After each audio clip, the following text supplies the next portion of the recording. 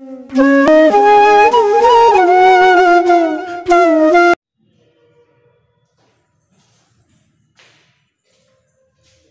ವಿದ್ಯಾರ್ಥಿಗಳೇ, ನಾವು ಹಿಂದಿನ ತರಗತಿಯಲ್ಲಿ ಯಾವುದು ಬುಡಕಟ್ಟು ಕಲ್ಯಾಣ ಯೋಜನೆಗಳ ಬಗ್ಗೆ ಅಧ್ಯಯನವನ್ನು ಮಾಡಿದ್ವಿ.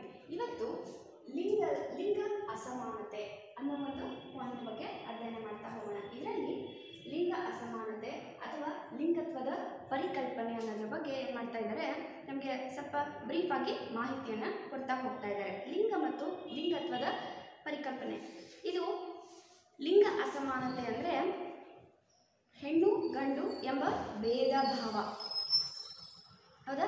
ಇದ್ರ ಮೇಲೆ ಏನಾಗ್ತಾ ಇದೆ, ಲಿಂಗ ಅಸಮಾನತೆ ಅನ್ನೋದು ನಡೀತಾ ಇದೆ. ನಾನು ನಿಮಗೆ ಹಿಂದಿನ ತರಗತಿಯಲ್ಲೆಲ್ಲ ಹೇಳ್ತಾ ಇದ್ವಿ, ಹೆಣ್ಣು ಭ್ರೂಣವನ್ನು ಪತ್ತೆ ಮಾಡಿ ಹತ್ಯೆ ಮಾಡ್ತಕ್ಕಂಥ ಕೆಲಸವನ್ನು ಮಾಡ್ತಾರೆ, ಹೌದಾ?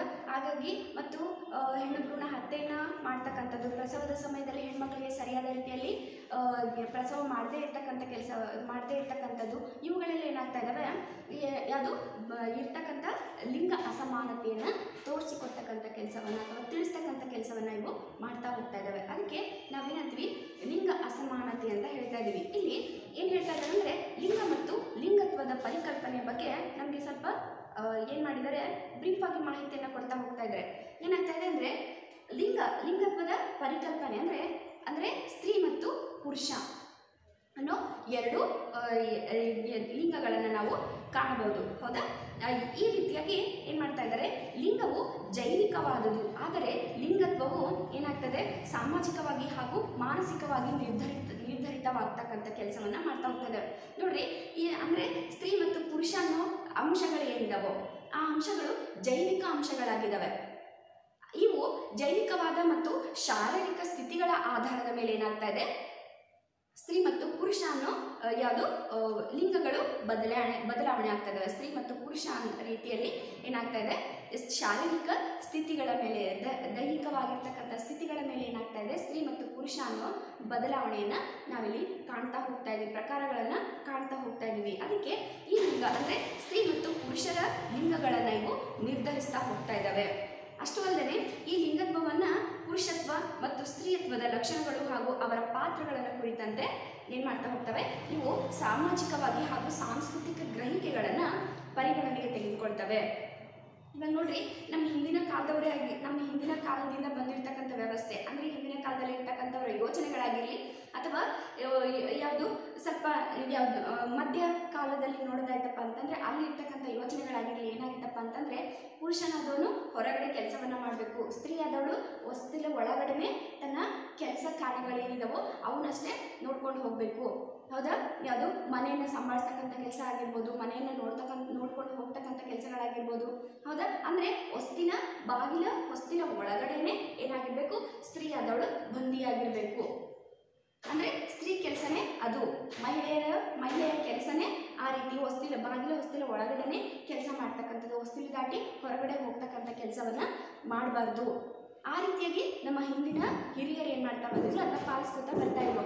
ಮಧ್ಯೆ ಕಾಲವನ್ನು ನೋಡೋದಾಯಿತು ಅಂತಂದರೆ ಸ್ತ್ರೀಯರು ಏನು ಮಾಡಿದ್ರು, ಅವ್ರಿಗೋಸ್ಕರನೇ ಸರ್ಕಾರ ಅಂದರೆ ಲಿಂಗ ಸಮಾನತೆಯನ್ನು ತರಬೇಕು, ಸ್ತ್ರೀ ಪುರುಷ ಸಮಾನವಾಗಿರ್ತಕ್ಕಂಥ ಕೆಲಸವನ್ನು ಮಾಡ್ತಾರೆ, ಸಮಾನವಾಗಿರ್ತಕ್ಕಂಥ ವೇತನವನ್ನು ತೆಗೆದುಕೊಳ್ತಾರೆ, ಯಾವುದರಲ್ಲೂ ಕೂಡ ಭೇದ ಭಾವ ಮಾಡಬಾರ್ದು ಅನ್ನೋ ಒಂದು ಯೋಜನೆಯನ್ನು ಹಾಕಿಕೊಂಡು ಏನು ಮಾಡಿದ್ರು, ಹಲವಾರು ರೀತಿಯ ಯೋಜನೆಗಳನ್ನು ಸರ್ಕಾರ ಜಾರಿಗೆ ತರ್ತಾ ಹೋಗ್ತಾ ಇದೆ. ಅದಕ್ಕೆ ಇಲ್ಲಿ ಏನಾಗ್ತಾ ಇದೆಪ್ಪ ಅಂದರೆ, ಲಿಂಗ ಮತ್ತು ಲಿಂಗತ್ವದ ಪರಿಕಲ್ಪನೆಗಳು ಏನಾಗ್ತಾ ಇದ್ದಾವೆ, ಇವು ಅವರ ಶಾರೀರಿಕವಾಗಿ ಏನಾಗ್ತಾ ಇದೆ, ಶಾರೀರಿಕ ಸ್ಥಿತಿಗಳ ಮೇಲೆ ನಿರ್ಧರಿತ ಆಗ್ತಾ ಇದ್ದಾವೆ. ಇವು ಸಾಮಾಜಿಕ ಮತ್ತು ಮಾನಸಿಕವಾಗಿ ನಿರ್ಧರಿಸ್ತಕ್ಕಂಥ ಯಾವುದು ವ್ಯತ್ಯಾಸಗಳಾಗಿದ್ದಾವೆ ಅಂತ ಕೂಡ ಹೇಳ್ತಾ ಹೋಗ್ತಾ ಇದ್ದಾರೆ.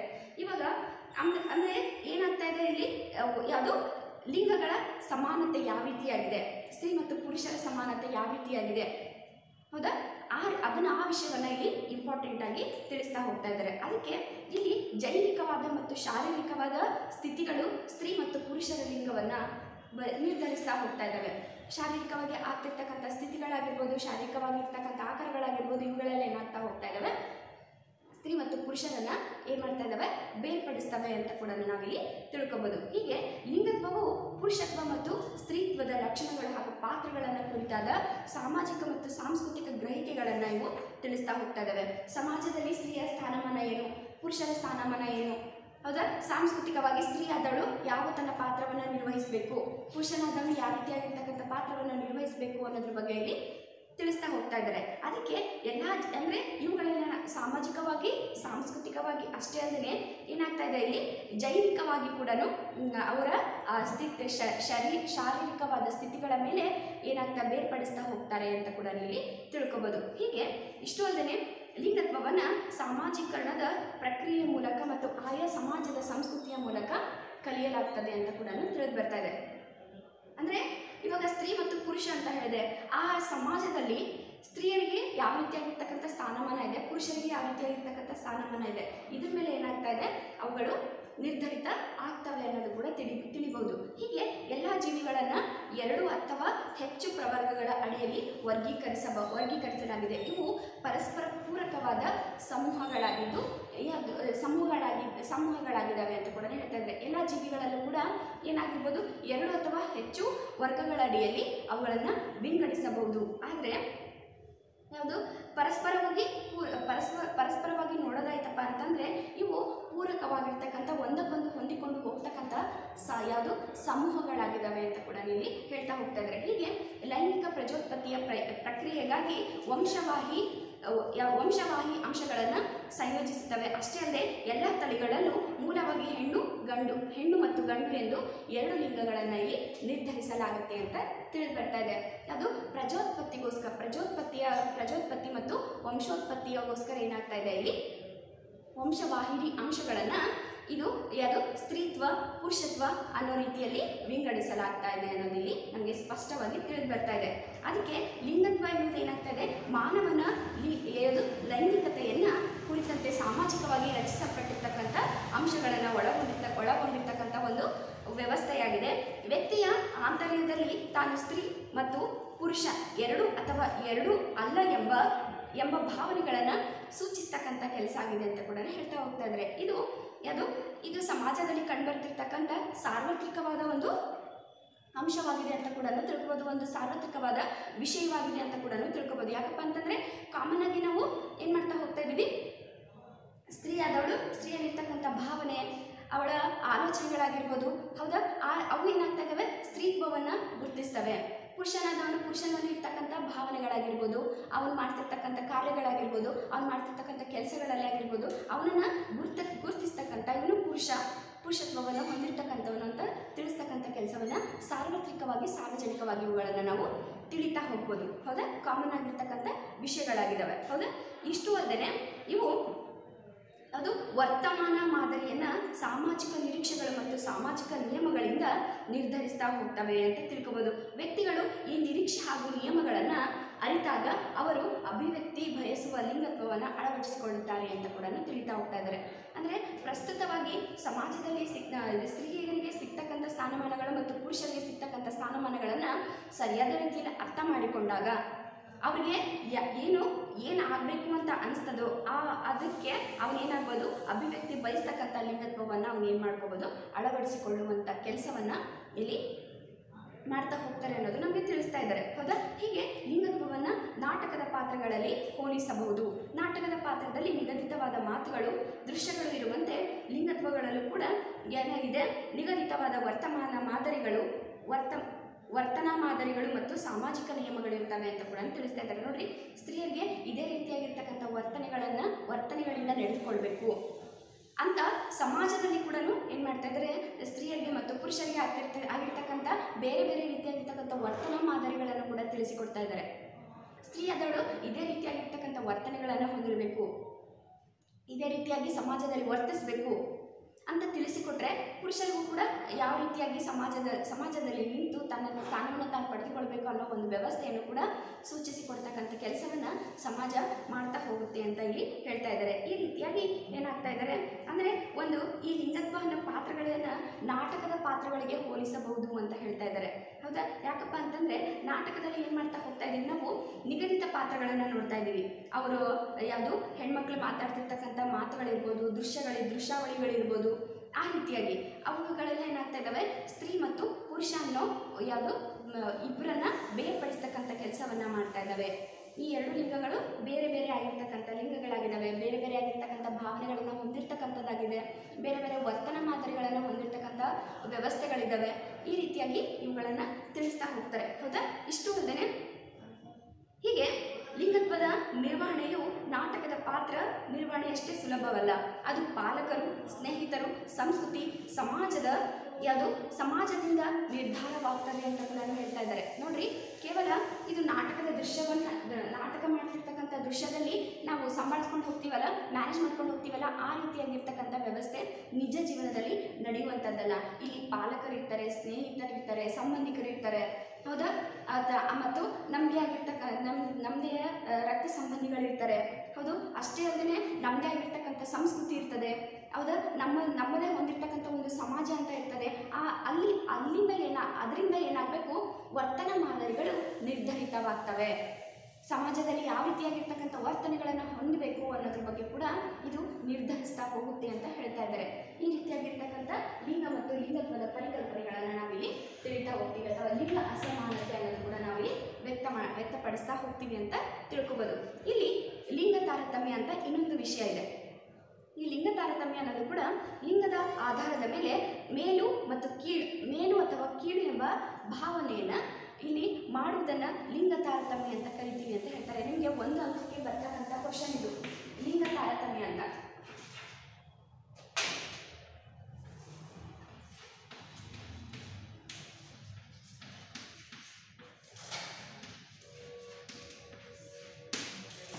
ಲಿಂಗ ತಾರತಮ್ಯ ನೋಡ್ರಿ ಏನಾಗ್ತಾ ಇದೆ ಇಲ್ಲಿ, ಲಿಂಗದ ಆಧಾರದ ಮೇಲೆ ಅಂದರೆ ಸ್ತ್ರೀ ಮತ್ತು ಪುರುಷ ಅನ್ನೋ ಆಧಾರದ ಮೇಲೆ ಮೇಲು ಕೀಳು ಎಂಬ ಭೇದ ಭಾವವನ್ನು ಮಾಡುವುದನ್ನು ನಾವು ಲಿಂಗ ತಾರತಮ್ಯ ಎಂದು ಕರೀತೇವೆ ಅಂತ ನಿಮಗೆ ಹೇಳ್ತಾರೆ. 1 ಮಾರ್ಕ್ಸ್ಗೆ ಲಿಂಗ ತಾರತಮ್ಯ ಎಂದರೆ ಏನು?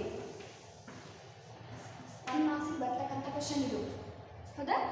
ಕರೆಕ್ಟಾಗಿ ನೋಡ್ಕೊಳ್ರಿ. ಲಿಂಗ ತಾರತಮ್ಯ, ಲಿಂಗದ ಆಧಾರದ ಮೇಲೆ ಮೇಲು ಕೀಳು ಎಂಬ ಭೇದ ಭಾವ ಮಾಡುವುದನ್ನು ಲಿಂಗ ತಾರತಮ್ಯ ಎಂದು ಎನ್ನುತ್ತೇವೆ ಅಂತ ಹೇಳ್ತಾ ಇದ್ದಾರೆ.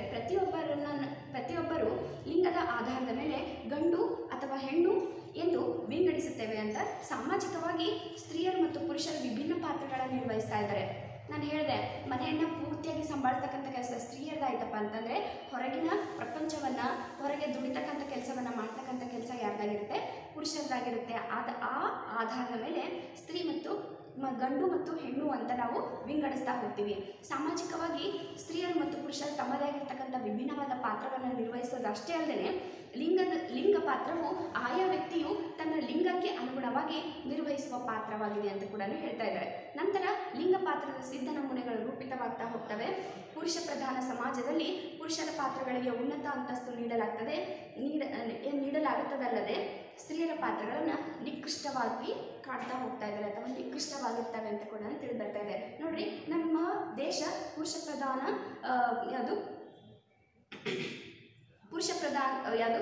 ಪ್ರಧಾನ ಸಮಾಜವನ್ನು ಹೊಂದಿರತಕ್ಕಂಥ ದೇಶ. ಹೌದಾ? ಹೆಚ್ಚು ಆಲ್ಮೋಸ್ಟ್ 100%ಗೆ ಒಂದು 90% ಪುರುಷ ಪ್ರಧಾನ ಸಮಾಜವನ್ನು ಹೊಂದಿರತಕ್ಕಂಥ ದೇಶ ಆಗಿದೆ. ಆದರೆ ಇಲ್ಲಿ ಪುರುಷರಿಗೆ ಇರ್ತಕ್ಕಂಥ ಅಂತಸ್ತು ಸ್ತ್ರೀಯರಿಗೆ ಇಲ್ಲ. ಪುರುಷರನ್ನು ಕಾಣ್ತಕ್ಕಂಥ ವ್ಯವಸ್ಥೆ ಸ್ತ್ರೀಯರನ್ನು ಕಾಣ್ತಕ್ಕಂಥ ವ್ಯವಸ್ಥೆ ಇಲ್ಲ. ಹೌದಾ? ಅವರನ್ನು ಉನ್ನತ ಅಂತಸ್ತಿನಲ್ಲಿ ಇಟ್ಟು ನೋಡ್ತಾ ಇದ್ದಾರೆ, ಸ್ತ್ರೀಯರನ್ನು ನಿಕೃಷ್ಟವಾಗಿ ನೋಡ್ತಾ ಇದ್ದಾರೆ. ಈ ರೀತಿಯಾಗಿ ಲಿಂಗ ತಾರತಮ್ಯಗಳು ನಡೀತಾ ಇದ್ದಾವೆ ಅನ್ನೋದು ಇಲ್ಲಿ ತಿಳಿದು ಬರ್ತಾ ಇದೆ. ಹೀಗೆ ಪಿತೃಪ್ರಧಾನ ವ್ಯವಸ್ಥೆಯಲ್ಲಿ ಪುರುಷರ ಆಸಕ್ತಿಗಳಿಗೆ ಪ್ರಾಶಸ್ತ್ಯ ನೀಡಲಾಗ್ತಾ ಇದೆ. ಅಂದರೆ ಪುರುಷ ಏನಾಗ್ತಾ ಅಂದರೆ ಗಂಡು ಅನ್ನೋನು ಏನಾಗ್ತಾ ಇದ್ದಾನೆ, ಅವನು ಹೊಂದಿರತಕ್ಕಂಥ ಆಸಕ್ತಿಗಳಿಗೆ, ಆಸೆ ಆಕಾಂಕ್ಷೆಗಳಿಗೆ ಪ್ರಾಶಸ್ತ್ಯವನ್ನು ನೀಡಲಾಗ್ತಾ ಇದೆ ಹೊರತು ಸ್ತ್ರೀ ಹೊಂದಿರತಕ್ಕಂಥ ಆಸೆ ಆಕಾಂಕ್ಷೆಗಳಿಗೆ, ಆಸಕ್ತಿಗಳಿಗೆ ಯಾವುದೇ ರೀತಿಯಾಗಿರ್ತಕ್ಕಂಥ ಪ್ರಾಶಸ್ತ್ಯವನ್ನು ನೀಡಲಾಗ್ತಾ ಇಲ್ಲ. ಹೀಗೆ ಯಾವುದು ಪುರುಷ ಉತ್ಪಾದನಾ ಕಾರ್ಯವನ್ನು ಹಾಗೂ ಸ್ತ್ರೀ ಪ್ರಜೋತ್ಪತ್ತಿಯ ಕಾರ್ಯವನ್ನು ನಿರ್ವಹಿಸುವುದು ಸಾಮಾನ್ಯ ಲಿಂಗಾಧಾರಿತ ಪಾತ್ರವಾಗಿದೆ ಅಂತ ಹೇಳ್ತಾ ಇದ್ದಾರೆ. ಈ ರೀತಿಯಾಗಿರ್ತಕ್ಕಂಥ ವ್ಯವಸ್ಥೆಗಳಲ್ಲಿ ಕಾಣ್ತಾ ಹೋಗ್ಬೋದು. ಇವು ವೇತನರಹಿತವಾದ ಗೃಹ ಕೃತ್ಯವು ಹೊರಗೆ ದುಡಿದ ಕಾರ್ಯಕ್ಕಿಂತ ಕಡಿಮೆ ಎಂದು ಭಾವಿಸಲಾಗ್ತಾ ಇದೆ. ನೋಡ್ರಿ, ಮನೆಯಲ್ಲಿ ಮಾಡ್ತಕ್ಕಂಥ ಹೆಣ್ಮಕ್ಳು ಮನೆಯಲ್ಲಿ ಮಾಡ್ತಕ್ಕಂಥ ಕೆಲಸಗಳೆಲ್ಲ ಏನಾಗ್ತಾ ಇದ್ದಾವೆಪ್ಪ ಅಂದರೆ ಹೊರಗೆ ಮಾಡ್ತಿರ್ತಕ್ಕಂಥ ಕೆಲಸಕ್ಕಿಂತ ಕಡಿಮೆ ಅನ್ನೋ ಭಾವನೆಯಿಂದ ಏನು ಮಾಡ್ತಾ ಇದ್ದಾರೆ, ಅವರನ್ನು ನೋಡ್ಕೊಳ್ತಾ ಇದ್ದಾರೆ. ಮನೆಯಲ್ಲಿ ಮಾಡ್ತಕ್ಕಂಥ ಕೆಲಸಗಳು ಸಣ್ಣ ಪುಟ್ಟ ಕೆಲಸಗಳು ಅಂತ ತಿಳ್ಕೊಂಡಿದ್ದಾರೆ.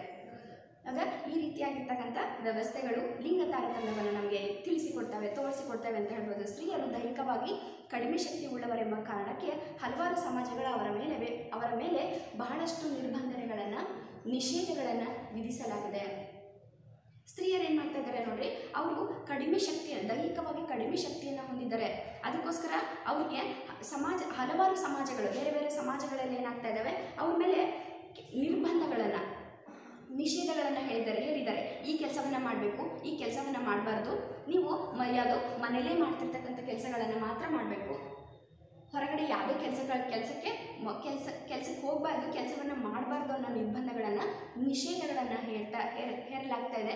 ಇದು ಲಿಂಗ ತಾರತಮ್ಯವನ್ನು ತಿಳಿಸಿಕೊಡ್ತಾ ಇದೆ. ಇದಿಷ್ಟು ಲಿಂಗ ಅಸಮಾನತೆ, ಲಿಂಗ ಮತ್ತು ಲಿಂಗತ್ವದ ಪರಿಕಲ್ಪನೆ, ಲಿಂಗ ತಾರತಮ್ಯ ಅನ್ನೋದ್ರ ಬಗ್ಗೆ ನಾವು ಇಲ್ಲಿ ತಿಳ್ಕೊತಾ ಬಂದ್ವಿ. ಹೌದಾ? ಇವಾಗ ನೆಕ್ಸ್ಟು ಸಮಾನತೆಯತ್ತ ವರದಿ 1974.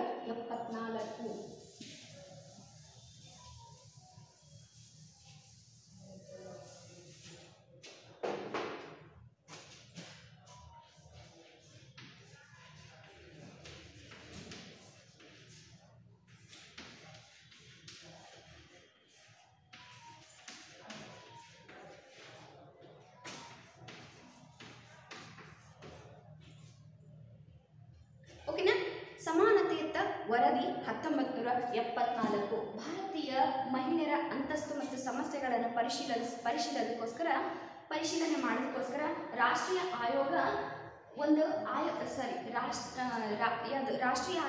ಆಯೋಗವನ್ನು ರಚಿಸಲಾಗುತ್ತೆ.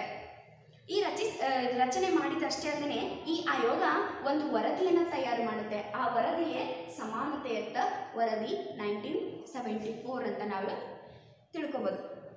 ಓಕೆನಾ? ಈ ವರದಿ ಏನಾಗ್ತದೆ ಅಂದರೆ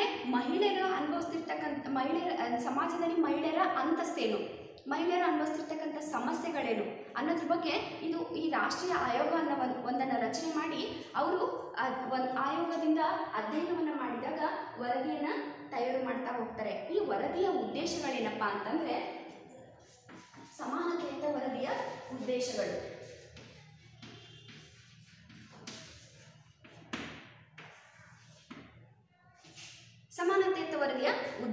ಅದರಲ್ಲಿ ಫಸ್ಟ್ ಒನ್, ಮಹಿಳೆಯರ ಸಾಮಾಜಿಕ ಅಂತಸ್ತು, ಶಿಕ್ಷಣ ಮತ್ತು ಉದ್ಯೋಗಗಳ ಮೇಲೆ ಪ್ರಭಾವ ಬೀರುವ ಸಂವಿಧಾನಾತ್ಮಕ, ಕಾನೂನಾತ್ಮಕ ಮತ್ತು ಆಡಳಿತಾತ್ಮಕ ಅವಕಾಶಗಳನ್ನು ಪರಿಶೀಲನೆ ಮಾಡಬೇಕು.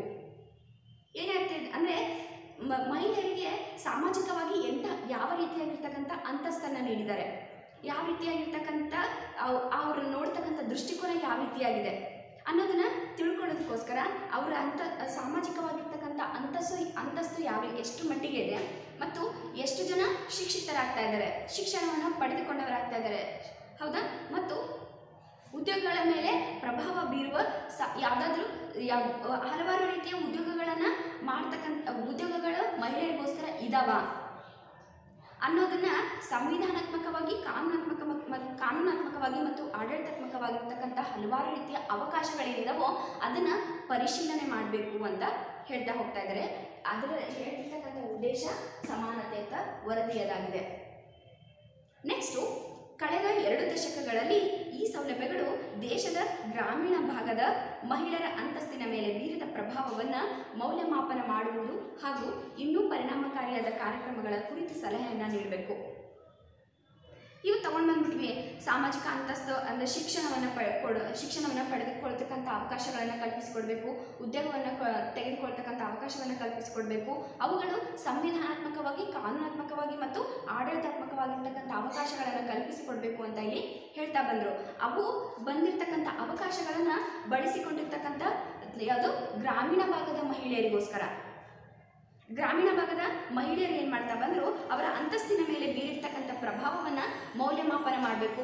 ಎಷ್ಟು ಮಟ್ಟಿಗೆ ಅವ್ರ ಮೇಲೆ ಪ್ರಭಾವ ಬೀರಿದೆ ಅದನ್ನು ಅಧ್ಯಯನವನ್ನು ಮಾಡಿ ಸರಿಯಾದ ರೀತಿಯಲ್ಲಿ ಮೌಲ್ಯಮಾಪನವನ್ನು ಮಾಡಿ ಏನು ಮಾಡಬೇಕು, ಇನ್ನು ಎಂಥ ಕಾರ್ಯಕ್ರಮಗಳನ್ನು ಜಾರಿಗೆ ತರಬೇಕಪ್ಪ ಅಂತಂದರೆ ಅವ್ರ ಮೇಲೆ ಪರಿಣಾಮ ಬೀರ್ತಕ್ಕಂಥ ಕಾರ್ಯಕ್ರಮಗಳನ್ನು ಜಾರಿಗೆ ತರಬೇಕು.